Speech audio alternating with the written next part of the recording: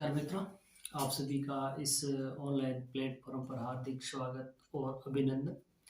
और अभ्यर्थियों, आज अपन जो बात करेंगे वो बात करेंगे कक्षा 12 के अंदर जियोग्राफी। और जियोग्राफी के अंतर्गत अपना जो बुक नंबर अपने दूसरी है, जो भारत के लोग और भारत की अर्थव्यवस्था, उस बुक का चैप्टर नंबर 1 है, उसके बारे में बात करेंगे।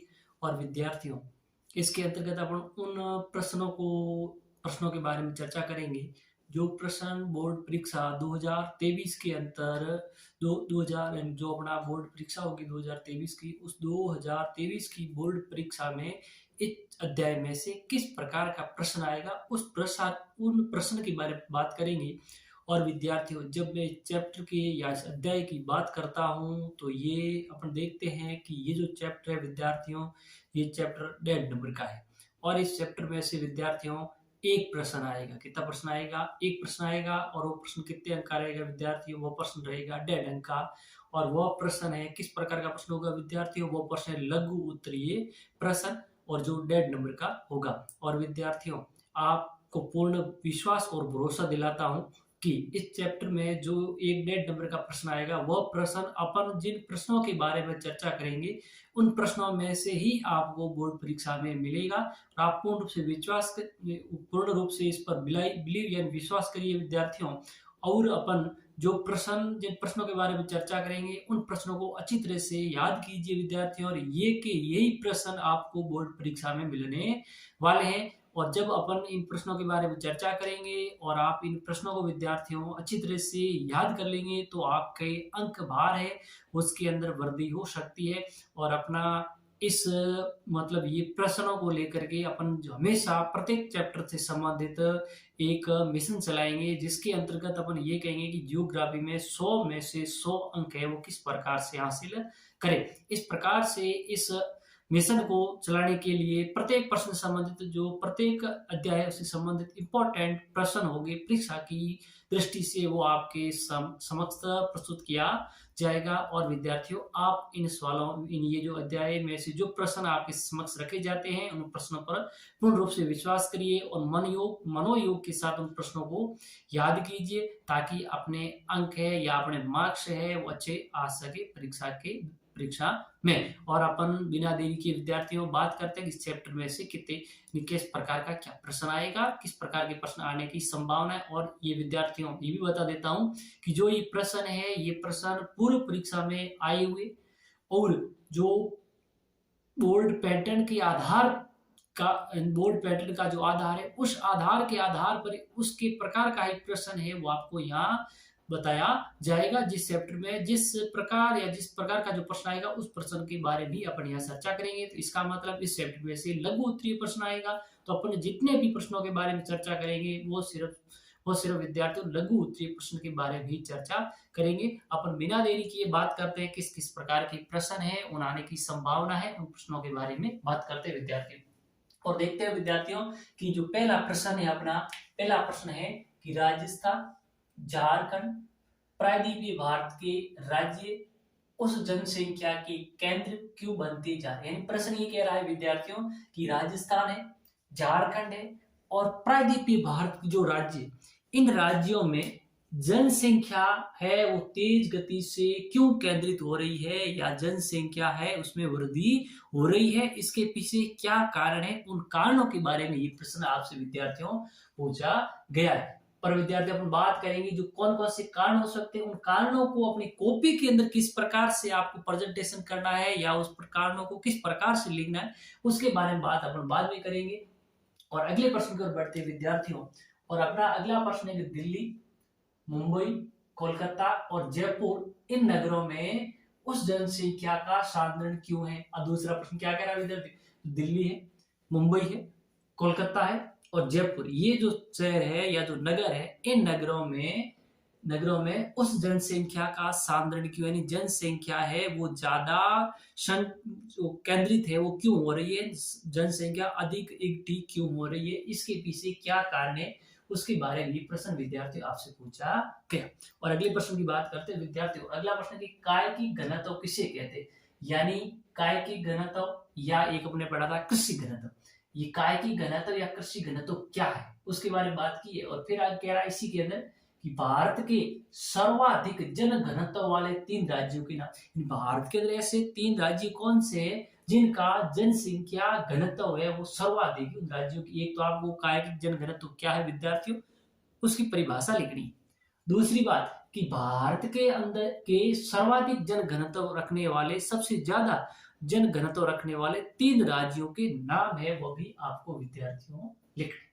अगला प्रश्न है विद्यार्थियों कि जनसंख्या वृद्धि किसे कहते हैं, यानी जनसंख्या वृद्धि क्या है। जनसंख्या वृद्धि दर नहीं पूछा विद्यार्थियों, प्रश्न ध्यान से पढ़िए कि जनसंख्या वृद्धि किसे कहते हैं, उसके बाद में इसके घटकों के नाम लिखते हुए जनसंख्या वृद्धि किसे कहते हैं और जनसंख्या वृद्धि के घटक कौन कौन से उसका नाम लिखते हुए घटकों का विश्लेषण किसे किया जाता है, यानी इसके घटकों का नाम लिखना है। नाम लिखने के बाद में जो घटक है उन घटकों का विश्लेषण है वो किन के आधार पर किया जाता है। यानी इसके साथ बिना 3 प्रश्न पूछ लिए विद्यार्थी किस प्रकार से की। पहला जनसंख्या वृद्धि किसे कहते हैं, दूसरा प्रश्न आगे क्या ऐड कर दिया इसके घटकों के नाम है, जनसंख्या वृद्धि की घटक कौन से उन घटकों के नाम। अब वो जो घटक है उन घटकों का विश्लेषण किससे करें, किसको आधार मान करके उन घटकों का विश्लेषण किया जाएगा। ये भी प्रश्न इसने साथ में पूछ लिया। अगला प्रश्न है विद्यार्थियों 1901 से 1921 तक अवधि को भारत में 1901 से लेकर के 1921 के मध्य का जो समय है या जो अवधि भारत में जनसंख्या वृद्धि की रुद्र या स्थिर प्रवस्था, ये कह रहा है कि 1901 से लेकर के 1921 के मध्य की जो अवधि जनसंख्या की जो अवधि है भारत में इस अवधि को जनसंख्या स्थिर अवस्था जनसंख्या स्थिर की प्रवस्था या रुद्र प्रवस्था कहा जाता है। इसके पीछे क्या कारण है, 3 कारण लिखने। कितने कारण लिखने विद्यार्थी, इसके पीछे कौन कौन से कारण हो सकते हैं क्योंकि ये कह रहा है 1901 से लेकर के 1921 की अवधि के मध्य भारत की जनसंख्या स्थिर रही, यानी जनसंख्या न तो घटी और न ही बढ़ी, प्रवस्था बिल्कुल क्या रही स्थिर रही। तो इसका मतलब ये हुआ कि क्यों रही, इसके पीछे क्या कारण, यानी कारण क्या है, जनसंख्या बढ़ी नहीं स्थिर क्यों रही या स्थिर प्रवस्था में रही, इसके पीछे क्या कारण है। आपको 3 कारण है वो प्रेजेंटेशन करने हैं विद्यार्थियों। अगला प्रश्न है 1951 से 1951 के दशकों में, ये 19 वो थी 1901 से 1921 विद्यार्थी। यहाँ ये प्रश्न क्या है 1951 से 1981 के दशकों को भारत में जनसंख्या विस्फोट की अवधि। अब अगर वो तो स्थिर प्रवस्था, भी कह रहा है कि 1951 से 1981 के मध्य की जो अवधि है उसको भारत में जनसंख्या विस्फोट की अवधि कहा जाता है। क्यों कहते हैं, इसके पीछे क्या कारण जिम्मेदार है, कोई 3 कारण है वो विद्यार्थी आपको लिखने। अगला प्रश्न क्या है विद्यार्थियों कि 2001 की जनगणना कब की बात कर रहा है, ये कह रहा है कि 2001 की जनगणना के अनुसार 2011 की जनगणना के अनुसार भारत की जनसंख्या में किशोरों का कितना हिस्सा है। ये 2011 की जो जनगणना हुई थी उस जनगणना के अंदर अपने को ये निर्धारण करना है या ये बताना है कि उस जनगणना में जो किशोर जनसंख्या है उस किशोर जनसंख्या का कितना हिस्सा या कितना प्रतिशत है। भारत के अंदर जो 2011 की जनगणना हुई थी उस जनगणना के अंदर किशोर जनसंख्या का कितना हिस्सा है या कितनी प्रतिशत है विद्यार्थियों। साथ में और पूछ लिया कि किशोरों के समक्ष, और ये किशोरों के समक्ष समाज में कौन सी चुनौतियां हैं, 3 कोई चुनौती लिखी। ये कह रहा है कि पहला दिन पूछा कि 2011 की जनगणना अनुसार भारत की जनसंख्या में किशोरों का कितना हिस्सा है या कितना अनुपात है। फिर ये कह रहा है किशोरों के समक्ष समाज में कौन सी चुनौतियां हैं उसके बारे में बताना है। अगला प्रश्न कह रहा है कि राष्ट्रीय युवा नीति कौन सी, ये कह रहा है कि राष्ट्रीय युवा नीति। फिर ये कह रहा है कि कौशल विकास का उद्यमिता, एक तो इस नीति की बात है राष्ट्रीय युवा नीति, दूसरा कौशल विकास तथा उद्यमिता नीति किसके द्वारा, यानी राष्ट्रीय युवा नीति और कौशल विकास तथा उद्यमिता नीति किसके द्वारा, यानी इसका संचालन कौन करता है, यानी इसको किसने चलाया और कब शुरू की। ये 2 प्रश्न पूछे, किसके द्वारा संचालित यानी किसके द्वारा शुरू की गई और इसको कब शुरू किया गया ये पूछा। आगे ये कह और इनका मुख्य उद्देश्य राष्ट्रीय युवा नीति और कौशल विकास तथा उद्यमिता इनका किसके द्वारा चलाई गई है, कब शुरू की गई और इनका मुख्य उद्देश्य क्या है, ये भी साथ में पूछा गया था। इस प्रकार से इन प्रश्नों को विद्यार्थी, ये बहुत इंपॉर्टेंट प्रश्न है परीक्षा की दृष्टि से। अगला प्रश्न 2011 की जनगणना के अनुसार भारत में नगरीय व ग्रामीण जनसंख्या का अंश कितना है। ये कह रहा है कि 2011 की जनगणना के अनुसार भारत में नगरीय और ग्रामीण जनसंख्या का अंश कितना है। फिर कह रहा है आगे क्या पूछ रहा है, ये इससे पहले 2011 की जनगणना उसके अनुसार भारत में नगर और ग्रामीण में कितनी जनसंख्या निवास करती है उसका अनुपात लिखना है। उसके बाद भारत की किन राज्यों में ग्रामीण जनसंख्या ज्यादा है, और भारत के ऐसे कौन से राज्य है जिसके अंदर ग्रामीण जनसंख्या क्या विद्यार्थियों ज्यादा है। नगरीय जनसंख्या बात नहीं कर रहा है, लेकिन भारत के ऐसे कौन से राज्य हैं जिसके अंदर ग्रामीण जनसंख्या सर्वाधिक निवास करती है। आगे क्या पूछ रहा है कि किस केंद्र शासित प्रदेश में ग्रामीण जनसंख्या, अब ये कह रहा है कि वो तो अगर भारत के राज्य कौन सा जिसमें ग्रामीण जनसंख्या ज्यादा। आगे इसने क्या पूछ लिया कि किस केंद्र शासित प्रदेश में ग्रामीण जनसंख्या भी सर्वाधिक, और उस केंद्र शासित प्रदेश का भी नाम लिखना जिसमें ग्रामीण जनसंख्या वो सर्वाधिक निवास करती है। अगला प्रश्न विद्यार्थियों कि बेटी बचाओ बेटी पढ़ाओ, अब ये अभियान कौन सा, बेटी बचाओ बेटी पढ़ाओ, ये अभियान किसके द्वारा चलाया जाता है, यानी इस अभियान का संचालन कौन कर रहा है, इसको चलाने का काम किसका, राज्य सरकार का है या फिर केंद्र सरकार का। अब या तो राज्य सरकार चलाएगी या केंद्र सरकार। क्यों चलाएगी, क्यों, आगे क्या पूछे, क्यों, इसके पीछे कारण क्या है, क्यों चलाए।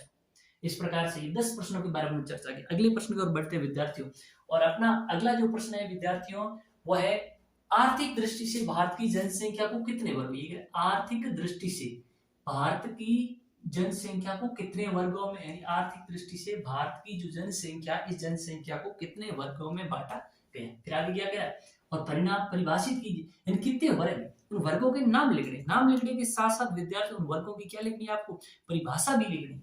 अगला प्रश्न क्या कह रहा है विद्यार्थियों, 2011 की जनगणना के ने भारत की श्रमजीवी जनसंख्या को कितने वर्गों में बांटा। अभी 2011 की जनगणना ने भारत की जो श्रमजीवी जनसंख्या, किस प्रकार की जनसंख्या कह रहा है, श्रमजीवी जनसंख्या, उसको कितने वर्गों में बांटा गया, उसका आपको सिर्फ क्या लिखना विद्यार्थियों, नाम लिखिए। अगला प्रश्न है श्रम प्रतिभागिता दर क्या होती है, कह रहा है कि श्रम प्रतिभागिता दर है वो क्या होती है, और भारत के कुछ राज्यों में अन्य राज्यों की अपेक्षा उच्च क्यों है। श्रम प्रतिभागिता दर क्या होती है, क्योंकि भारत के सभी राज्यों में ये श्रम प्रतिभागिता दर समान नहीं है, अलग है, कुछ राज्यों में कम है और कुछ राज्यों में अधिक है। इसके पीछे क्या कारण हो सकते हैं, ऐसा क्यों, ये भी यहाँ से पूछा गया। अगला प्रश्न विद्यार्थियों कि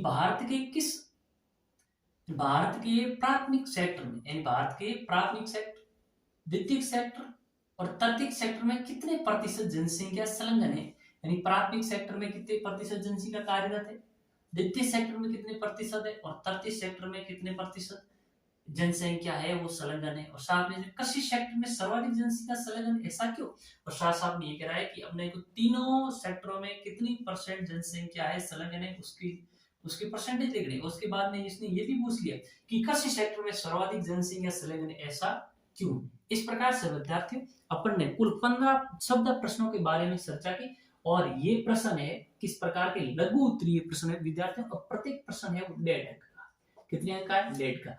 और यहाँ ये सभी प्रश्नों की बात नहीं कर रहा मैं, जो शब्द प्रश्नों की बात की, शब्द प्रश्नों में से आपको विद्यार्थियों बिलीव यानी आप विश्वास कीजिए 99% इन शब्द प्रश्नों में से एक प्रश्न आपकी बोर्ड परीक्षा 2023 वार्षिक परीक्षा के अंदर पेपर का जो 10वां नंबर प्रश्न है वो प्रश्न यहाँ से ही मिलने वाला है। इसलिए विद्यार्थियों आपसे आशा और उम्मीद करता हूं कि इन प्रश्नों को आप अच्छी तरह से याद करेंगे, और याद करेंगे और करने के बाद जब आपकी बोर्ड एग्जाम होगा उस एग्जाम में ये प्रश्न मिलेंगे, तो इस प्रश्न को आप अच्छी तरह से प्रेजेंटेशन करोगे और आपके अंक है वो अच्छी अंकों में बढ़ोतरी होगी। और इसी आशा और उम्मीद के साथ में आज अपनी क्लास यहीं समाप्त करते हैं। आगे अपन दूसरे चैप्टर की बात करेंगे कल वाली क्लास के अंदर। और विद्यार्थी ये भी बता देता हूँ इन प्रश्नों, एक बार ये प्रश्न पढ़ लिए, इसके जैसे ही अपने इस जो ये बुक्स है इसके सारे प्रश्नों से अपनी जो सीरीज पूर्ण हो जाएगी, तो उसके बाद अपने इन सभी प्रश्नों का उत्तर है वो कैसे लिखा जाता है उसके बारे में आपको यहाँ पे बताया जाएगा।